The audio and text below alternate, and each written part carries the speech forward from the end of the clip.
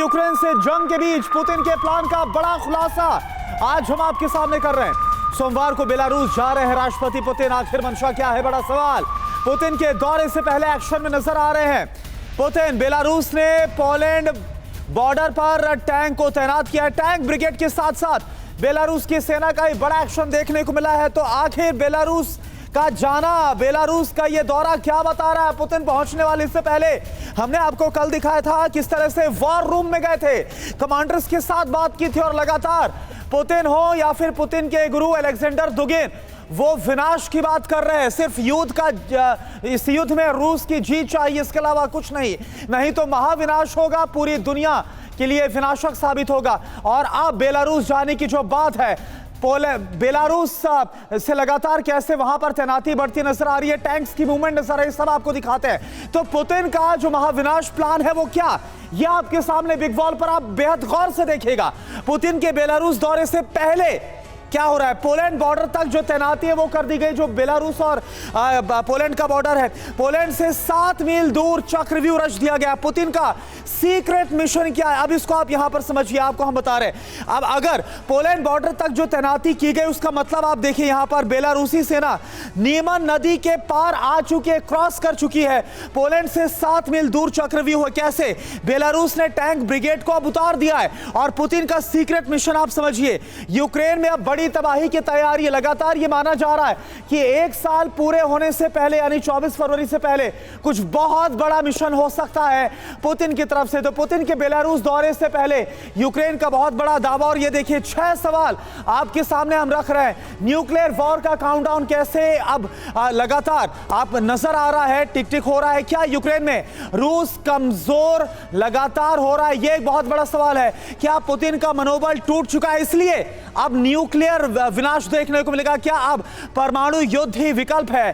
क्या रूस tactical न्यूक weapon use करेगा? और क्या नाटो के मुकाबले नाकाम है रूस? और क्या रूस के हथियार खत्म हो रहे हैं, इसलिए न्यूक्लियर विनाश तय है? आगे इस पर और जानकारी आपको दे रहे हैं विपिन, बताइए। बिल्कुल करना, अब आपको पुतिन के बेलारूस के दौरे के मायने समझाने की कोशिश करते हैं। बेलारूस रूस साथ साथ हैं और यूक्रेन नाटो पर इसके जरिए आघात करने की कोशिश है। बेलारूस में पुतिन लुकाशेंको की सीक्रेट मीटिंग, बेलारूस के जरिए यूक्रेन और नाटो को कड़ा संदेश देंगे। यूक्रेन जंग और नाटो के खिलाफ एक बड़ा प्लान बनाने की तैयारी है।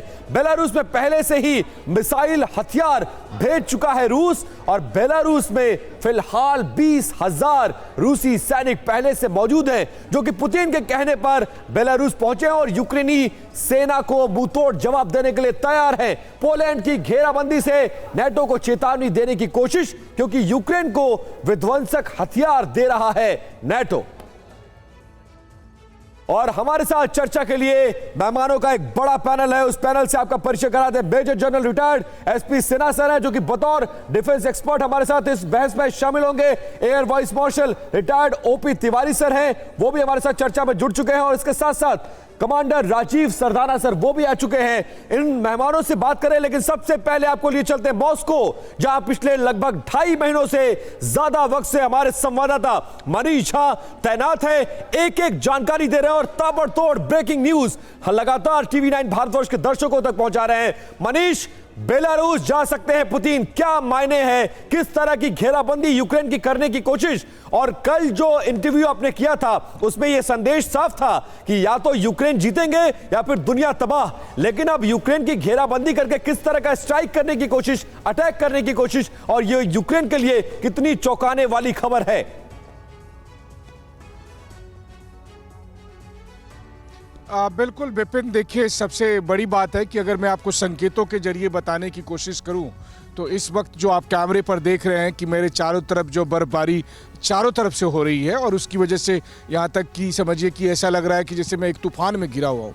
ठीक यही हालत यूक्रेन की आज की तारीख में हो रही है, क्योंकि रूस अब उसे चारों तरफ से घेराबंदी करने में जुटा है, और उसमें बेलारूस की एक अहम भूमिका है, और बेलारूस इसमें सक्रिय रूप से भागीदार हो सके, इसी के लिए ये दौरा प्रेसिडेंट पुतिन जब बेलारूस जा रहे हैं, बेलारूस के राष्ट्रपति से मिलेंगे, तो अब यही बात आ रही है कि अब तक जो बेलारूस यूं तो बीते 10 महीने से रूस का कंधे से कंधे मिलाकर साथ दे रहा है, लेकिन अब बेलारूस की सेना भी रूस की सेना के साथ लड़ने आएगी। और उसकी वजह तब ये होगी कि अगर बेलारूस की तरफ से भी बेलारूस की सेना लड़ने के लिए आएगी तो ऐसी स्थिति में यूक्रेन पर बहुत बड़ा दबाव होगा, चौतरफा दबाव होगा। तो जिस महायुद्ध की हम बात कर रहे हैं, जिस विश्व युद्ध को लेकर हम ये डर रहे हैं कि ना जाने दुनिया खत्म हो जाएगी, जो बात दुगिन टीवी 9 पर कह रहे थे, वो बात अब फलीभूत होता हुआ दिख रहा है। और यही सबसे बड़ी चिंता की बात है, क्योंकि अब वो घड़ी आ गई है जो हम चाहते थे कि वो टल जाए, लेकिन 2022 के आखिर में अब वो बहुत ही निकट हो गई है वो घड़ी। बिल्कुल बिल्कुल मनीष, बने रहे आप हमारे साथ। देखिए, इस बीच एक अहम खबर इसी दौरे से जुड़ी। पुतिन के बेलारूस दौरे से पहले रूस की रणनीति सामने आई। रूस के नेता दे रहे हैं एटमी हमले वाले बयान। मेदवेदेव ने नेटो पर सीधे हमले की धमकी दे दी है।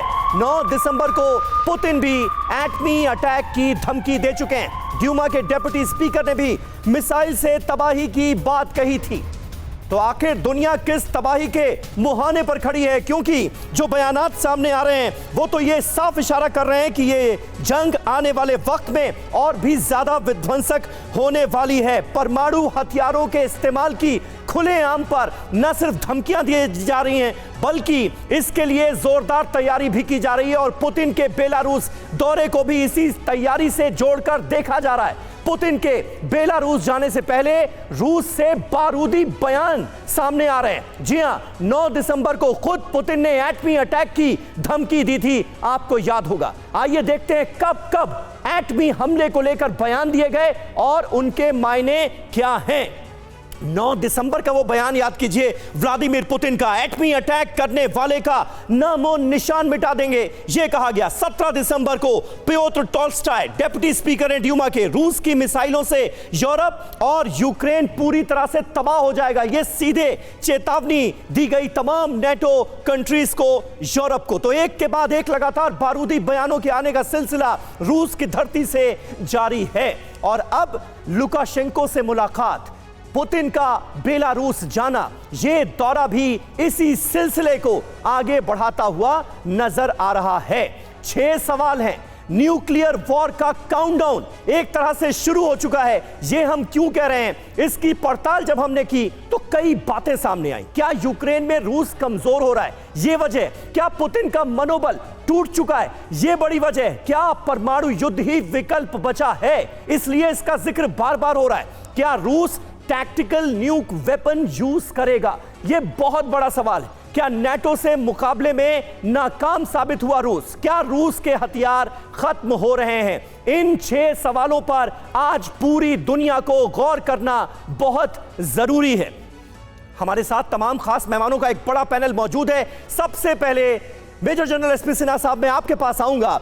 क्या आपको लगता है कि रूस का कमजोर पड़ना यह आज की तारीख में दुनिया के लिए घातक साबित हो रहा है क्या? क्योंकि साफ तौर पर रूस ने यह क्लियर कर दिया है कि या तो हम जंग जीतेंगे या पूरी दुनिया बर्बाद होगी, यानी सीधा इशारा विश्व युद्ध की तरफ, परमाणु युद्ध की तरफ। एकदम आपका असेसमेंट एकदम सही है। और मेरा भी अनुमान है कि न्यूक्लियर ऑप्शन का खतरा अब बढ़ रहा है, संभावना बढ़ रही है। क्यों? क्योंकि जो रिजॉल्व है मिस्टर पुतिन का, रिजॉल्व बहुत साफ है। या तो हम जीतेंगे और नहीं तो हम न्यूक्लियर, और नहीं जीते और कठिनाई बढ़ी तो हम न्यूक्लियर ऑप्शन लेंगे। तो सवाल है कि अब यदि कन्वेंशनल कैपेबिलिटी देखिए तो रूस। पर सर एक बात समझाइए, ये टाइमलाइन कब डिसाइड होगी कि अब हम नहीं जीतने वाले हैं, अब कोई चारा नहीं रह गया है, अब न्यूक्लियर अटैक से कम पर कुछ भी नहीं, और अगर ऐसा होता है तो इसका नुकसान तो रूस को भी उठाना पड़ेगा। ये टाइमलाइन अभी डिफाइन करना, परिभाषित करना इतना आसान नहीं है। जब पुतिन को लगेगा कि हम घिर गए हैं, एक साइड में हो गए हैं, तब वो न्यूक्लियर ऑप्शन लेगा। देखो सबसे बड़ी बात है, जेलेंस्की सरेंडर करेगा नहीं, नेगोशिएटिंग टेबल पे आएगा नहीं। मिस्टर पुतिन को डिसाइसिव विक्ट्री मिल नहीं रही है। डिसाइसिव विक्ट्री बनी तो ये जो स्टेलमेट है ना, मेरा अपना बैटल रीडिंग है, ये स्टेलमेट चलता रहेगा।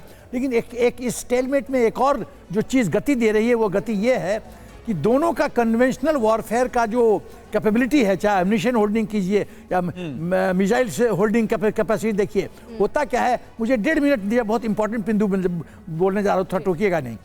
देखिए इंडियन आर्मी में कॉन्सेप्ट है, मैं एम्यूनिशन का एज MGOC इंस्पेक्शन किया हूँ, एम्यूनिशन डिपोज का टेक्निकल बॉस था मैं। इंडियन आर्मी में concept 30-30 concept, 30 days of intense firing, 30 days of normal firing. Intense firing मतलब टक टक टक टक टक टक 24/7। नॉर्मल फायरिंग मतलब फायर किया रुके, फायर किया रुके। लेकिन सर जो तस्वीर है उसको समझने की आप कोशिश करिए। जिस तरह के सिनेरियो लग रहा है उसमें ये लग रहा है कि न्यूक्लियर वॉर हो जाएगा। अगर न्यूक्लियर वॉर होता है तो पुतिन भी तो, उनका देश भी तो खत्म हो जाएगा। वो ऐसी गलती कैसे कर सकते हैं, सवाल ये है। देखो ऐसा है, जब आदमी